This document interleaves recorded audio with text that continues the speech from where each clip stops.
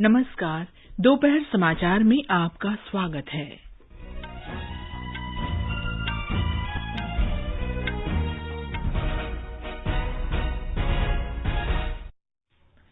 प्रधानमंत्री नरेंद्र मोदी कल I2U2 नेताओं के पहले शिखर सम्मेलन में वर्चुअल माध्यम से भाग लेंगे। श्रीलंका में आपातकाल की घोषणा, पश्चिमी प्रांत में तत्काल प्रभाव से कर्फ्यू लागू। संसद के मानसून सत्र से पहले रविवार को सर्वदलीय बैठक। पूर्वोत्तर क्षेत्र ने पिछले 6 वर्ष में कृषि उत्पादों के निर्यात में 85% से अधिक की वृद्धि दर्ज की। मणिपुर में कोविड के बढ़ते मामलों के मद्देनजर सभी स्कूल 24 जुलाई तक बंद। मध्य प्रदेश में निकाय चुनाव के दूसरे और अंतिम चरण का मतदान जारी। देवघर के बैद्यनाथ धाम मंदिर में महीने भर तक चलने वाला श्रावणी मेला शुरू हुआ। प्रधानमंत्री नरेंद्र मोदी ने देशवासियों को गुरु पूर्णिमा की बधाई दी। और मेहुली घोष तथा शाहू तुषार मानिक की जोड़ी ने दक्षिण कोरिया के चांगवोन में अंतर्राष्ट्रीय निशानेबाजी खेल महासंघ विश्व कप में दूसरा स्वर्ण पदक और पलक तथा शिवा नरवाल ने कांस्य पदक जीता।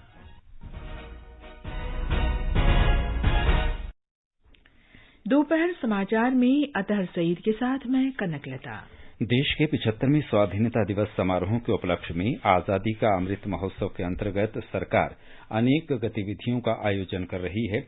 इस अवसर को जन उत्सव के रूप में मनाते हुए आकाशवाणी समाचार स्वाधीनता संग्राम और उसके गौरवशाली इतिहास पर विशेष प्रश्नोत्तरी कार्यक्रम प्रसारित कर रहा है।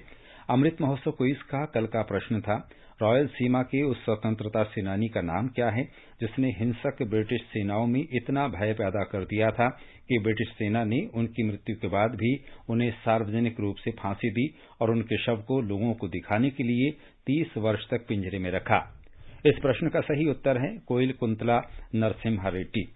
आकाशवाणी समाचार को बड़ी संख्या में देश विदेश के श्रोताओं से इस प्रश्न का उत्तर मिला है। भाग्यशाली विजेता हैं उत्तराखंड के रामनगर के चोरपाणी वसंत विहार के संजय बिष्ट। नमस्कार, मैं आकाशवाणी समाचार कई वर्षों से सुनता हुआ आ रहा हूँ। मैं आजादी का अमृत महोत्सव जो सम्माननीय है उसमें आज मेरा चयन हो गया है, जिसके लिए मैं आकाशवाणी का बहुत बहुत धन्यवाद प्रकट करता हूँ। अमृत महोत्सव क्विज का अगला प्रश्न सोमवार 18 जुलाई को पूछा जाएगा। आकाशवाणी के साथ अमृत महोत्सव क्विज में भाग लेकर स्वतंत्रता की 75वीं वर्षगांठ समारोह में शामिल हों।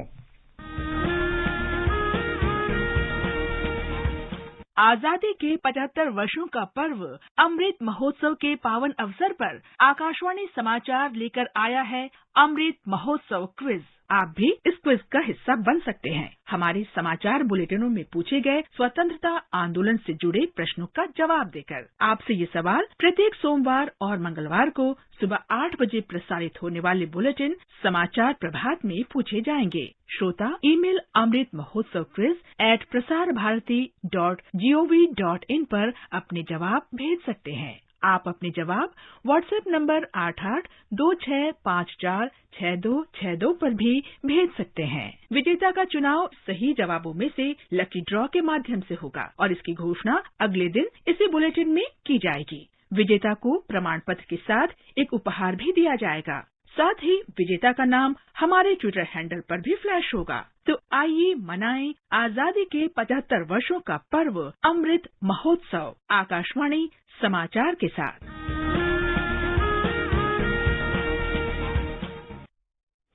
और अब समाचार विस्तार से। प्रधानमंत्री नरेंद्र मोदी कल भारत, इजराइल, संयुक्त अरब अमीरात और अमेरिका के समूह I2U2 के नेताओं के पहले शिखर सम्मेलन में हिस्सा लेंगे। ये सम्मेलन वर्चुअल माध्यम से आयोजित होगा, जिसमें इजराइल के प्रधानमंत्री यायर लपिड, संयुक्त अरब अमीरात के राष्ट्रपति मोहम्मद बिन जायद अल नहयान और अमेरिका के राष्ट्रपति जो बाइडेन हिस्सा लेंगे। ये सभी नेता समूह की रूपरेखा के अंतर्गत संभावित संयुक्त परियोजनाओं और साझा हित के अन्य मुद्दों पर विचार विमर्श करेंगे। श्रीलंका में आपातकाल की घोषणा कर दी गई है। इसके साथ ही पश्चिमी प्रांत में तत्काल प्रभाव से कर्फ्यू लगा दिया गया है। भड़काने वालों को गिरफ्तार करने का भी आदेश दिया गया है। इससे पहले राष्ट्रपति गोताबाया राजपक्षे मालदीव चले गए हैं। प्रधानमंत्री रानिल विक्रमसिंघे ने कार्यवाहक राष्ट्रपति के रूप में पदभार संभाल लिया है। श्रीलंका की संसद के अध्यक्ष महिंदा यापा अभयवर्धने ने प्रधानमंत्री रानिल विक्रमसिंघे को कार्यवाहक राष्ट्रपति नियुक्त किए जाने की जानकारी दी।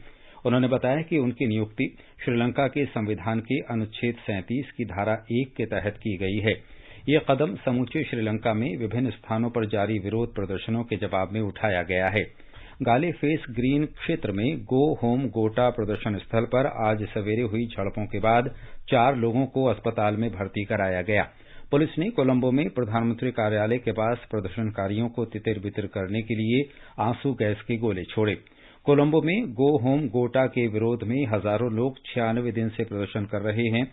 शुरू में पुलिस के साथ झड़पों के बाद प्रदर्शनकारियों ने प्रमुख सरकारी भवनों और आवासों पर कब्जा कर लिया, जिससे राष्ट्रपति गोताबाया राजपक्षे और प्रधानमंत्री को पद छोड़ने का वादा करना पड़ा। भारत ने श्रीलंका की आर्थिक स्थिति को देखते हुए कई प्रकार के ऋणों के माध्यम से भोजन, दवाएं और ईंधन उपलब्ध कराकर $3.5 अरब से अधिक की मानवीय सहायता के रूप में मदद की है। इस बीच कोलंबो में भारतीय उच्चायोग ने मीडिया की इन खबरों को आधारहीन बताते हुए आज स्पष्ट रूप से खंडन किया कि भारत ने श्रीलंका के राष्ट्रपति गोताबाया राजपक्षे को देश छोड़ने में मदद की। संसद का मानसून सत्र 18 जुलाई से शुरू हो रहा है। सरकार ने मानसून सत्र से पहले रविवार को सर्वदलीय बैठक बुलाई है। संसदीय कार्य मंत्री प्रहलाद जोशी द्वारा बुलाई गई इस बैठक में सदन में सभी राजनीतिक दलों के नेताओं को आमंत्रित किया गया है। हमारे संवाददाता ने खबर दी है कि आगामी संसद सत्र में विपक्ष भारत चीन सीमा गतिरोध और सशस्त्र सेनाओं में लघु अवधि के लिए भर्ती योजना, अग्निपथ सहित कई अन्य मुद्दे उठा सकता है। संसद सत्र के पहले दिन 18 जुलाई को नए राष्ट्रपति का चुनाव होगा और उपराष्ट्रपति पद के लिए 6 अगस्त को चुनाव कराया जाएगा। ये सत्र 12 अगस्त तक चलेगा। एनडीए के राष्ट्रपति पद की उम्मीदवार द्रौपदी मुर्मू आज चुनाव प्रचार के लिए जयपुर पहुंची। वहां एक कार्यक्रम में भारतीय जनता पार्टी के सांसदों, विधायकों और पार्टी पदाधिकारियों ने उनका स्वागत किया। बैठक में प्रदेश भाजपा अध्यक्ष डॉक्टर सतीश पूनिया, विधानसभा में विपक्ष के नेता गुलाब चंद कटारिया, पार्टी महासचिव सीटी रवि, राष्ट्रीय उपाध्यक्ष भारती बेन और भाजपा के राज्यसभा और लोकसभा के सांसद व विधायक मौजूद थे। इससे पहले श्रीमती मुर्मू का हवाई अड्डे पर केंद्रीय मंत्री गजेंद्र सिंह शेखावत और अर्जुन राम मेघवाल सहित वरिष्ठ भाजपा नेताओं ने स्वागत किया। प्रधानमंत्री नरेंद्र मोदी ने राष्ट्रपति भवन में राष्ट्रपति रामनाथ कोविंद से मुलाकात की। श्री कोविंद का कार्यकाल 24 जुलाई को समाप्त हो रहा है। श्री कोविंद पिछले महीने उत्तर प्रदेश में अपने पैतृक गांव परोख गए थे। उन्होंने 400 वर्ग गज का मकान और 2.5 बीघा जमीन सहित अपनी सारी पैतृक संपत्ति दान की है। परोख गांव में प्रधानमंत्री नरेंद्र मोदी ने डॉक्टर भीमराव अंबेडकर भवन में स्मार्ट पुस्तकालय का उद्घाटन किया था और सामुदायिक केंद्र का भी दौरा किया था।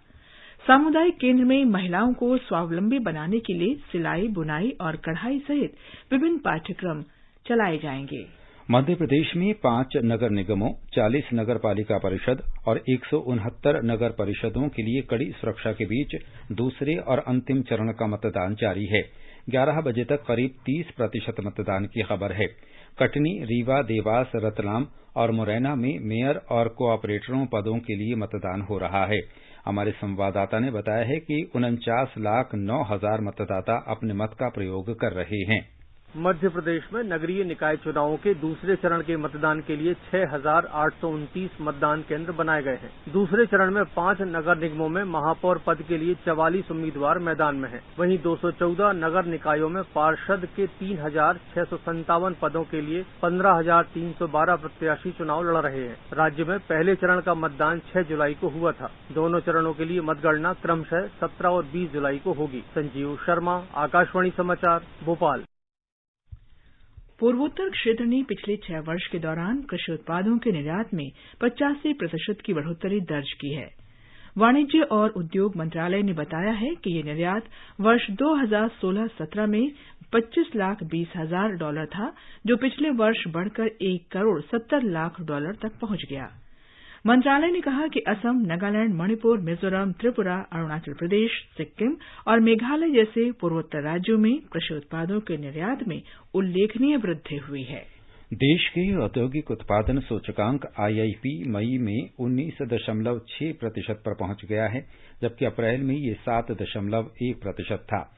राष्ट्रीय सांख्यिकी कार्यालय के अनुसार इस वर्ष मई में विनिर्माण क्षेत्र में 20.6% की वृद्धि हुई, जबकि खनन क्षेत्र में 10.9% और बिजली क्षेत्र में 23.5% की बढ़ोतरी हुई है।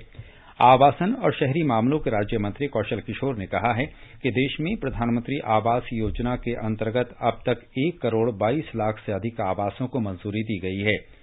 भारत में आवास के लिए ऋण मुद्दे और समाधान सम्मेलन को वीडियो कॉन्फ्रेंस के जरिए संबोधित करते हुए उन्होंने कहा कि सरकार इस वर्ष के अंत तक आवास उपलब्ध कराने की दिशा में काम कर रही है। श्री कौशल किशोर ने बैंकों और वित्तीय संस्थानों से लोगों को आवास निर्माण के लिए आसानी से ऋण उपलब्ध कराने का आह्वान किया। लोन बहुत सरलता से लोगों को उपलब्ध हो जाए, ये भी ध्यान में रखने की जरूरत है। सरकार की योजनाएं हैं, सरकार योजना लागू कर रही है, तो बैंक अगर लोन देगा, अगर बैंक का उनसे लोन अदा होगा नहीं अदा होगा तो सरकार जिम्मेदार बनेगी। सरकार की नीतियों को अगर इसलिए बनाई जाती है कि लागू हो और देश उन्नति के रास्ते पे जाए, तो जनहित की योजनाएं उनको पूरी तरीके से जमीन में उतारने की जरूरत है। ये मेरा अनुरोध है। और कितना अच्छा होगा कि जो लोग हमारे बिल्डर्स हैं, जो हमारे बैंकर्स हैं, वो लोगों को आसानी से लोन उपलब्ध करा देने का काम करें। ये समाचार हमारी वेबसाइट newsonair.com/hindi और हमारे mobile app news on AIR पर भी उपलब्ध हैं। सुनो ना, हाँ? सोच रहा हूँ अपना बिजनेस क्यों न बढ़ा लूं। तो रोका किसने है? हाँ? रोका तो किसी ने नहीं, पर समझ नहीं आ रहा कि मदद किससे मांगूं। मुझसे। तुमसे? तो अच्छा बताओ फिर। आकाशवाणी है ना, मैंने सुना है उसका नेटवर्क देश भर में फैला है। पर उससे मेरा क्या फायदा? देखो, फायदा है, जिस शहर में चाहो विज्ञापन की मदद से उपभोक्ताओं तक पहुंच जाओ। पर अब ये भी तो बता दो कि आकाशवाणी से संपर्क कैसे करूं? बहुत आसान है, मैं बताती हूँ। नंबर नोट करो, 870-001-4242। ओ 870-001-4242। हाँ। लो अभी फोन लगाता हूँ 870-001-4242 पर।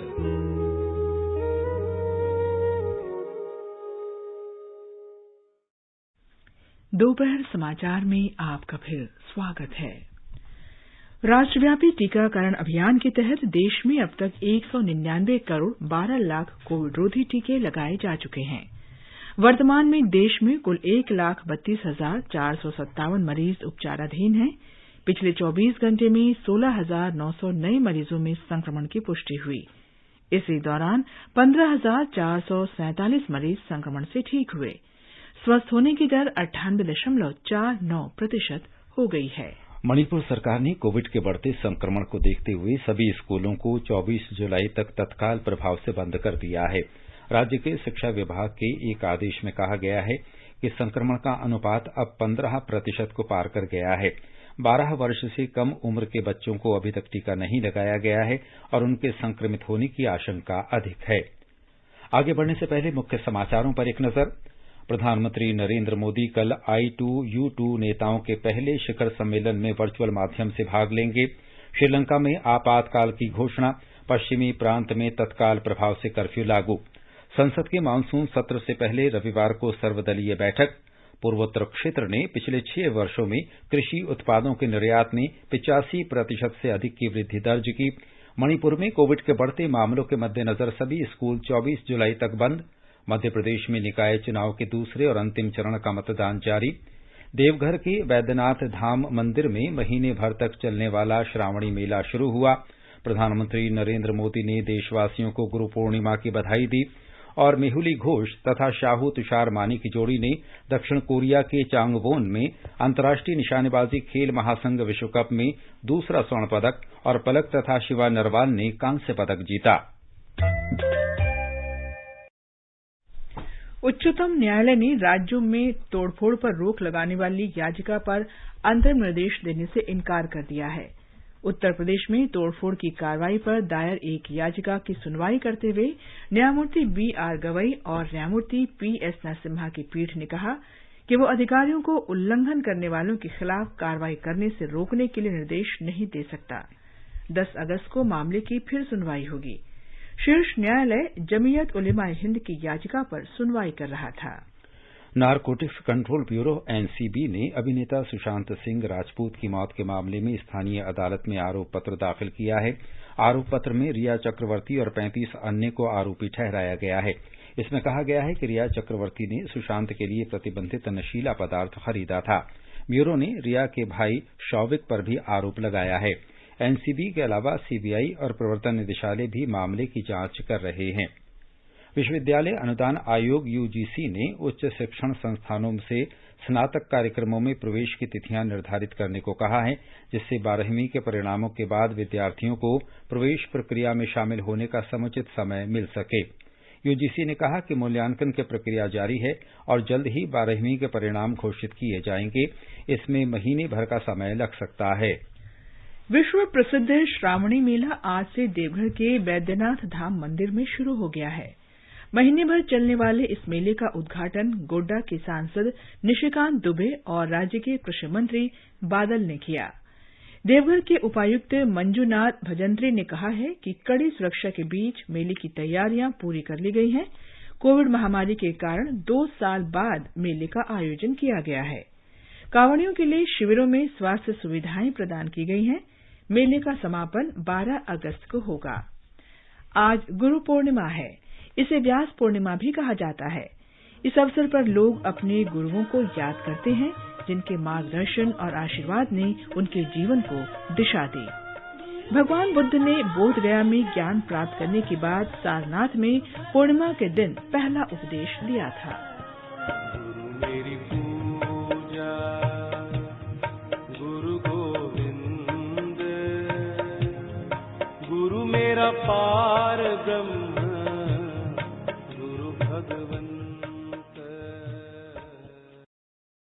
प्रधानमंत्री नरेंद्र मोदी ने इस अवसर पर देशवासियों को शुभकामनाएं दी हैं।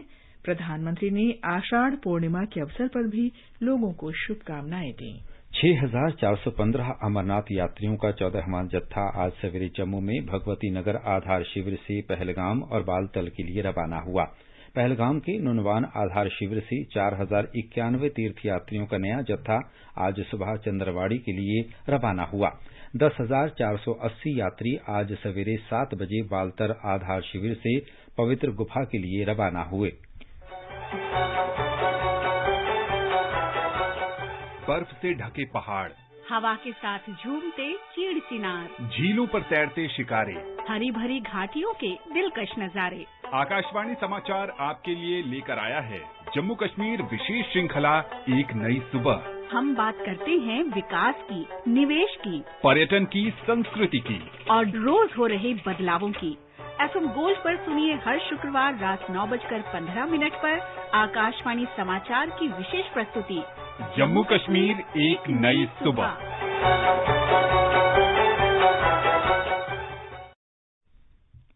भारत की मेहुली घोष और शाहू तुषार माने की जोड़ी ने अंतर्राष्ट्रीय निशानेबाजी खेल महासंघ ISSF विश्व कप चरण में स्वर्ण पदक जीत लिया है।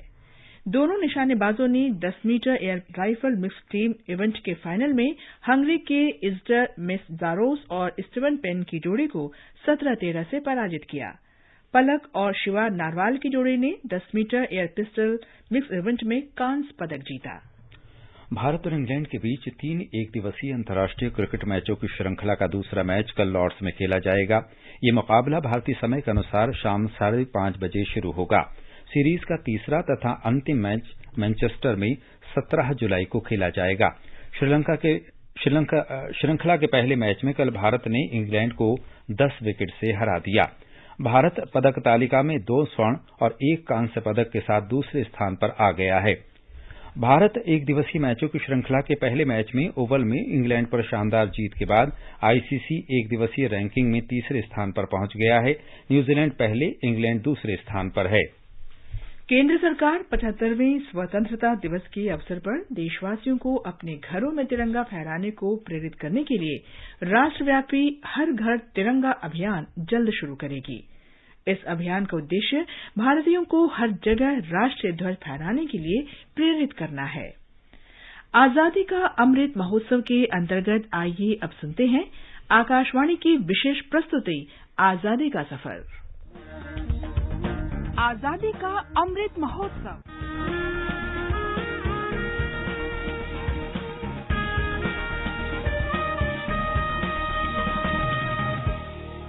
आजादी का सफर आकाशवाणी के संग, एक राष्ट्र का उदय।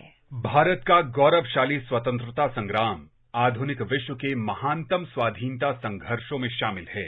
आकाशवाणी से हम प्रतिदिन प्रस्तुत कर रहे हैं इस संघर्ष की एक झलक। अखिलो ब्रह्मांड पोते प्रणमी चरणे तब प्रेम भक्ति भरे शरण लागे।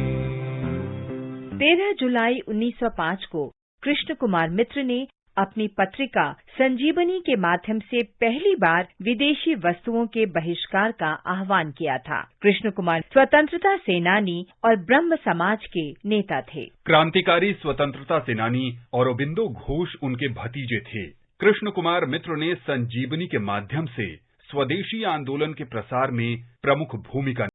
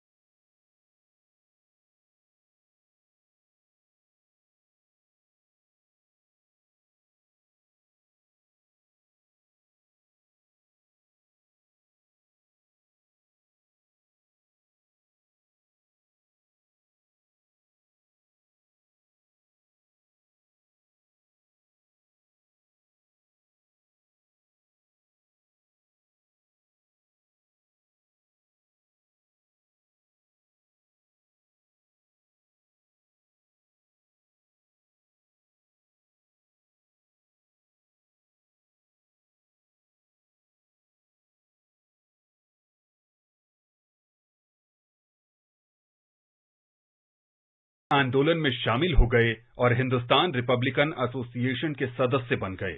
अशफाक उल्लाह उन प्रमुख हस्तियों में शामिल थे जिन्होंने 9 अगस्त 1925 को काकोरी ट्रेन डकैती की योजना को अंजाम दिया था। घटना के बाद वो भूमिगत हो गए और उन्होंने अफगानिस्तान के रास्ते रूस जाने की योजना बनाई। लेकिन एक दोस्त ने धोखा दे दिया और उन्हें दिसंबर 1925 में पुलिस ने पकड़ लिया। उन पर लखनऊ की अदालत में मुकदमा चलाया गया और 13 जुलाई 1927 को मौत की सजा सुनाई गई। अशफाक उल्लाह को 19 दिसंबर 1927 को फैजाबाद जेल में फांसी दी गई। उस समय उनकी उम्र मात्र 27 वर्ष थी। शहीद अशफाक उल्लाह खां को शत शत नमन।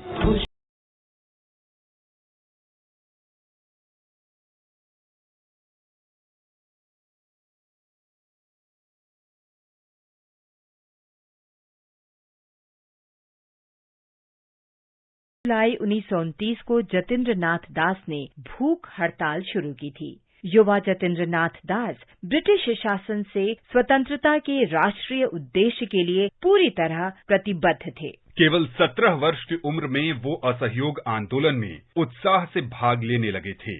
बाद में वो क्रांतिकारी संगठन अनुशीलन समिति में शामिल हो गए और फिर भगत सिंह और हिंदुस्तान रिपब्लिकन सोशलिस्ट एसोसिएशन में उनके साथियों के साथ मिलकर काम किया। उन्हें 14 जून 1929 को क्रांतिकारी गतिविधियों के कारण गिरफ्तार किया गया और लाहौर षड्यंत्र मामले में भी मुकदमा चलाने के लिए लाहौर जेल में कैद किया गया। लाहौर जेल में जतिन दास ने अन्य कैदियों के साथ मिलकर जेल सुधार और कैदियों के अधिकारों की मांग करते हुए भूख हड़ताल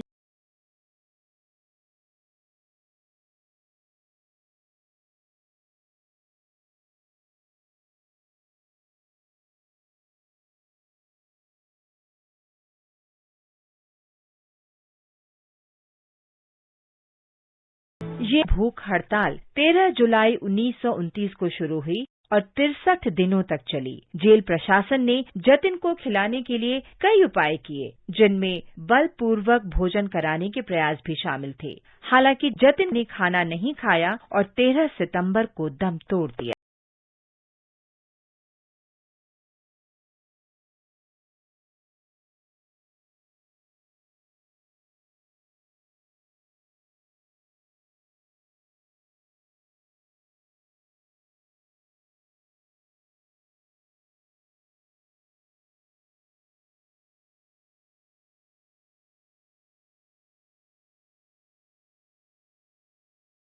पार्थिव शरीर को लाहौर से कोलकाता तक ट्रेन से ले जाने के दौरान हजारों की संख्या में लोग उन्हें श्रद्धांजलि देने के लिए हर स्टेशन पर पहुंचे। कोलकाता पहुंचने पर सुभाष चंद्र बोस भी उनकी अंतिम यात्रा में शामिल हुए। नेताजी ने जतेंद्र दा को भारत का युवा दधीची बताया था। धरती माँ के इस महान सपूत को शत शत नमन। आज बस इतना ही। आजादी का सफर आकाशवाणी के संग। कल फिर मिलेंगे नई कड़ी के साथ।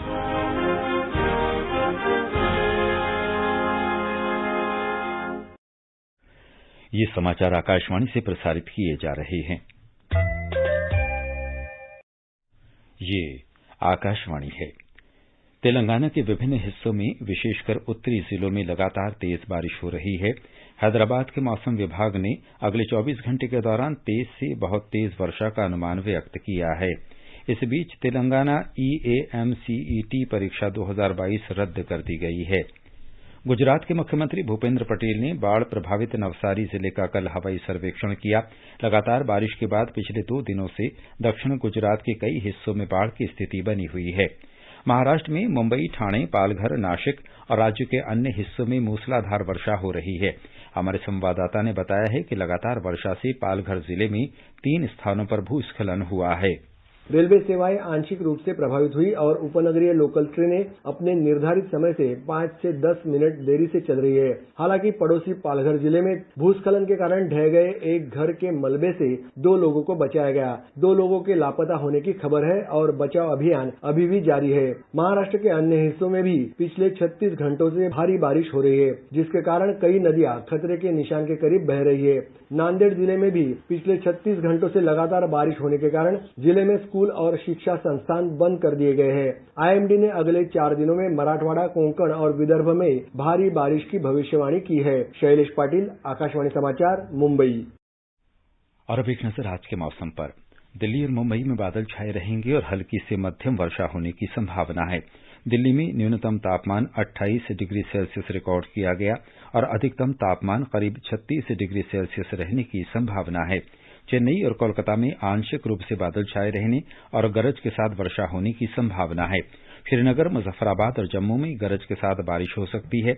लेह और गिलगित में आंशिक रूप से बादल छाए रहेंगे। पूर्वोत्तर में गुवाहाटी, ईटानगर, शिलंग और गंगटोक में भी आंशिक रूप से बादल छाए रहेंगे और 1 या 2 बार वर्षा हो सकती है या गरज के साथ बौछारें पड़ने की संभावना है। इम्फाल, कोहिमा और आइजोल में बादल छाए रहेंगे और 1 या 2 बार वर्षा हो सकती है या गरज के साथ छींटे पड़ने की संभावना है। नेपाल के सुविख्यात कवि भानुभक्त आचार्य की आज जयंती है। उनके साहित्य में धर्म का सरल और सशक्त विवरण दिया गया है। साहित्य की विशिष्टता के कारण किसी अन्य कवि की उनसे तुलना नहीं की जा सकती। भोपाल और नई दिल्ली के बीच चलने वाली शताब्दी एक्सप्रेस इस महीने की 15 तारीख से राजस्थान के धौलपुर रेलवे स्टेशन पर रोजाना रुकेगी। ये व्यवस्था 6 महीने तक प्रयोग के तौर पर जारी रहेगी। अंत में मुख्य समाचार एक बार फिर। प्रधानमंत्री नरेंद्र मोदी कल I2U2 नेताओं के पहले शिखर सम्मेलन में वर्चुअल माध्यम से भाग लेंगे। श्रीलंका में आपातकाल की घोषणा, पश्चिमी प्रांत में तत्काल प्रभाव से कर्फ्यू लागू। संसद के मानसून सत्र से पहले रविवार को सर्वदलीय बैठक। पूर्वोत्तर क्षेत्र ने पिछले 6 वर्ष में कृषि उत्पादों के निर्यात में 85% से अधिक की वृद्धि दर्ज की। मणिपुर में कोविड के बढ़ते मामलों के मद्देनजर सभी स्कूल 24 जुलाई तक बंद। मध्य प्रदेश में निकाय चुनाव के दूसरे और अंतिम चरण का मतदान जारी। देवघर के बैद्यनाथ धाम मंदिर में महीने भर तक चलने वाला श्रावणी मेला शुरू हुआ। प्रधानमंत्री नरेंद्र मोदी ने देशवासियों को गुरु पूर्णिमा की बधाई दी। और मेहुली घोष तथा शाहू तुषार माने की जोड़ी ने दक्षिण कोरिया के चांगवोन में अंतर्राष्ट्रीय निशानेबाजी खेल महासंघ विश्व कप में दूसरा स्वर्ण पदक और पलक तथा शिवा नरवाल ने कांस्य पदक जीता। इसके साथ ही दोपहर समाचार का ये अंक समाप्त हुआ। नमस्कार।